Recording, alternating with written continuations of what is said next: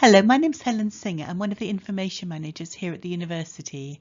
This short video will give you an overview of research practices for engineering and computer science. So to start with, you may well have been given reading to do in your module. So in your Canvas units, you should see a link that says reading, and then your tutors will have selected items they would like you to read. So then for each item, it will tell you if it's print, where it is in the LRC, or if it's electronic, you'll be able to go straight to view online. You can also from there put your reading intentions and also bookmark items or make notes. And some other help available from the online library page on Studynet under quick links is the YouTube channel, the University of Hertfordshire YouTube channel for our library, and also LinkedIn Learning, which are a series of really good videos from the people who make LinkedIn, and we have a subscription to that, so you can use any of the videos. Also under quick links, there's a Canvas module called Library Skill Up, and that will give you help with referencing, reading, searching and evaluating information. So you can use it as you're doing your assignments. Hopefully it will save you time and get you the best grades possible. There's a short URL under goharts.ac.uk Library Skill Up, or you'll see it under quick links from the online library page. If you want to do the quizzes and see the module in your dashboard, you just click join this module and then enroll on the module. So in this talk, we're going to look at why this is important for you, a bit about the research process, some tips on where to search and how to search, and a little bit about critical thinking and referencing before I get on to apps and help at the end. You probably know about the university's graduate attributes. So they are qualities that we hope you'll all go away with when you leave the university, and learning and research skills is a key one of the graduate attributes, and hopefully these slides will help you develop those skills as well. But also, as we said, really the idea is to save you time and get you the best grades possible. We did talk to some engineers and computer scientists sort of out in the world of work, and asked them how important, as well as technical skills, it was to have good information management skills. So these are some quotes. Information handling skills are a key support to your work. That was Ben at Airbus, and Ryan at Millbrook said it was important to be able to write concise and accurate reports. James was a business analyst, said if he hadn't done his research correctly, it would have been noticed. And Francesca said that she needed to analyse, evaluate and report back on her findings every day. So she talked about lifelong skills. So hopefully, as I've just said, as well as the technical skills you're acquiring in your programmes at the university, also the sort of skills of research and report writing will be helpful for you too. So you could be looking at all sorts of types of information when you're studying here, especially for a project assignment. So you could be looking at journals or conference proceedings, or commercial information, or standards, or professional information, or technical data. And you're probably aware as well of the scholarly publication cycle, where academics here, researchers, will have an idea, they'll talk about it with their colleagues, they may take out a patent or present a technical report or present at conferences. For something to get published in a scholarly magazine or art journal, it will need to get peer reviewed. So other experts in the field will keep making suggested amendments until they're confident that something is of a really high quality, and it won't be published until it's gone through several iterations with experts critiquing the piece until it's ready for publication. And other outputs are of course things like books and handbooks.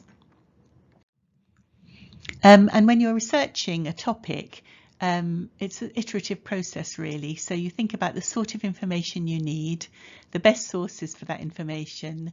You search the sources, evaluate the results, and very importantly, make a list of them in your bibliography or list of references. And you keep doing that until you're confident that you've covered everything you need. And it will also deepen your own understanding as well as seeing what other people have written.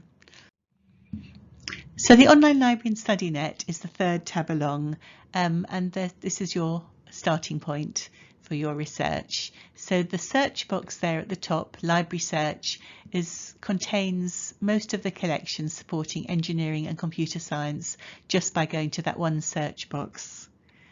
You have got an A to Z list, so you can see the different collections that we subscribe to on your behalf. There's help with referencing under study skills, and you'll see a link that says My Subject Toolkits. So you can select computer science or engineering or international if that's relevant for you. If those don't appear, just click Customize and select the relevant toolkits and you'll see them pop up there. We've got Twitter with tweets coming through regularly, and under quick links, that's where we've got links to exam papers, library skill up that I've mentioned, an online bookstore where you get a discount, our UH library on YouTube that I've mentioned, and LinkedIn Learning. And the top right there under your library account, that's if you've borrowed any print books or if any are due back because somebody else has reserved them, and where you get items from the British Library, which I'll come on to in a bit.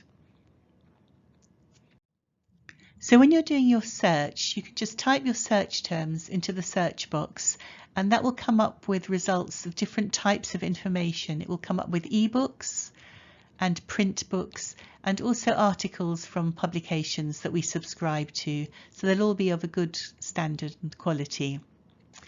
Other functionality there, you can read online if you see the full text online option. You can get quotations or citations in different formats, so that's really helpful. So you could just click on the little quote sign next to one of the items and select the referencing style that you're using from the drop-down box there. So you can be using Harvard, which is author date, or the numeric system, which is also known as Vancouver or uniform.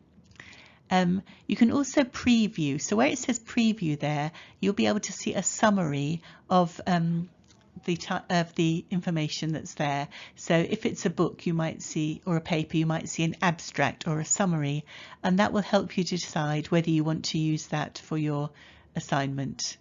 You can also then use the little folder icon that you can see there to click on the ones that you want to save up for later.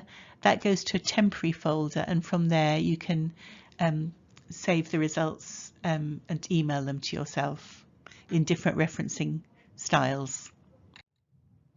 So the example here I've given you is a search using two phrases which are joined with and.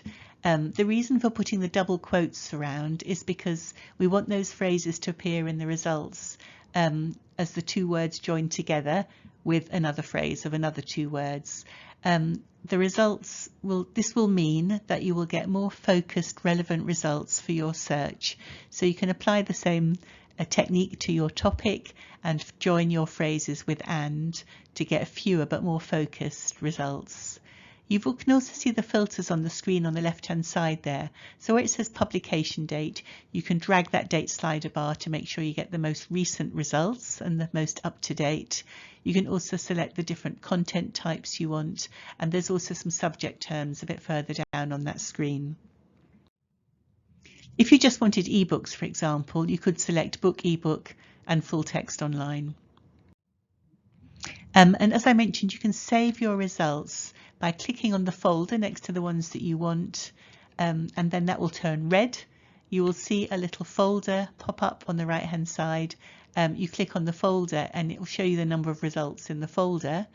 And when you click on the folder, that's where you get the option to select a referencing style. Those links would then take you back to the original record, and you can email the results to yourself or export them out to reference management software if that's what you're using. So Library Search has got loads of different collections inside it. I've just listed a few there. We've got ACM, Lecture Notes, Computer Science, IEEE, but it's also got the Society of Automotive Engineers, SAA Digital Library, Science Direct and British Standards. So you don't need to go to the separate collections except with some exceptions. And there's some other things listed there which are in the online library search results. And so if you wanted to see what individual collections we have, or if you prefer to search them individually, just use the A to Z list. You'll see that under library search, A to Z list of search sources, or go to the engineering or computer science toolkit. If you were looking at Google Scholar, for example, you would need to go through the online library link, either the A to Z list or the toolkit. I think there's links there as well. The reason for that is if you just go to Google Scholar from the internet, the system won't know that you're from Hertfordshire, and it won't give you the full text of the articles that we subscribe to on your behalf. So the Computer Science Toolkit has got a front page, and then it's got 2 pages called Journals and Specialist Sources, and you can see there what comes up when you click on those pages. Engineering also has a front page, and then it's got links to under journal articles to the collections specifically for engineering, and then it's also got collections under specialist sources. I've mentioned the Construction Information Service there, for example, because that's not included in library search. So one of the collections is called OReilly, particularly good for computer science. There's a really good app which allows you to download the ebooks for as long as you're studying with us, and you can also create playlists and highlight areas and share links. The books are mainly in library search, so if you just search library search you would find the books. But if you want to search the whole collection, including the videos, go to OReilly from the A to Z list or the toolkit link. I think it's under computer science, the toolkit, and then you can search within the collection or get the app. And I think I mentioned if there's anything you can't get a hold of but you'd like the full text, you can request it from the British Library, and the way to do that you can find by going to Ask Hearts. Hopefully you've got the Hearts mobile app with Ask Hearts, or just go to Studynet Help and Support, get to Ask Hearts that way, or Studynet the home page. If you put interlibrary loans in, it will tell you how you can request items from the British Library, and they'll be emailed to you, so you don't need to pay for anything extra. So that was really all on searching. This slide is really just to think about the quality of the information you're using in your university work. So be careful. You can ask yourself these 4 questions. Who wrote something? Are they an expert in the field? When was it published? Is it still up to date? Why have they written it? Are they biased? Are they trying to sell you something?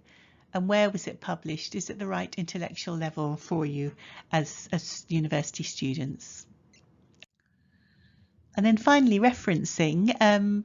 As you hopefully know, it's very important to acknowledge other people's work, otherwise you could be accused of plagiarism, which is a serious offence. So the way to get round that is to just make sure that you've acknowledged your sources, and the 2 styles that are mainly used for engineering and computer science are either Harvard, also known as author date, or the numeric system, also known as Vancouver or Uniform. So when you're referencing something from the internet, I've shown you that you can get references from the library system for things you find within the library catalogue. But if it's just from the internet, you need to make sure you quote the organisation or the author, you need to give the date you accessed it, and you need to give the full URL, the reference. And that way the person marking your assignment will be able to tell where that information came from, so that you can be very clear that that's where the information came from and that you're not passing it off as your own. So the author date system is where in your work you would put the author and then in brackets the year and the page numbers if you've quoted directly. So for example, if you've quoted some code or an image or some text, you would need to put the page number, and at the end you list all your references in alphabetical order by author. If you're using the numeric system, you just put the first reference will have number 1 and the second number 2 and so on, and the list of your references is in the same order that you've referred to them in the body of your work. So that's the difference.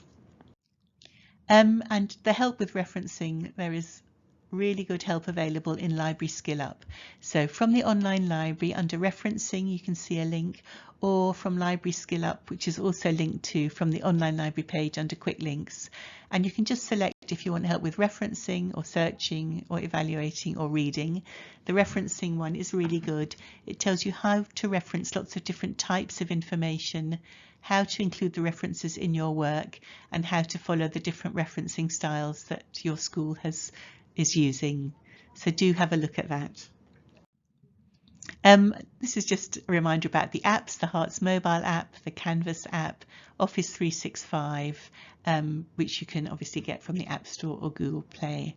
And I've mentioned also the OReilly app, and LinkedIn Learning has an app, so there are lots of other apps available too. This is really just to remind you, please report any problems as soon as they arise. You can email the help desk. If you're on campus, you can use the little icon at the computers in the LRC, or just go to Ask Hearts or Help and Support.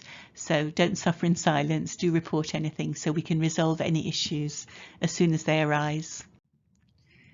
And this is just a reminder that the online library quick links, you've got help with referencing and study skills, you've got Library Skill Up, you've got the YouTube channel and LinkedIn Learning, and they've also got short URLs as well. You do get a terabyte of storage with Office 365 while you're studying here, so do make sure you don't lose any work. You can save it to the OneDrive and then sync it down to your own device to use. And that's my email address. If you've got any questions, please don't hesitate to email me. Thank you very much for listening.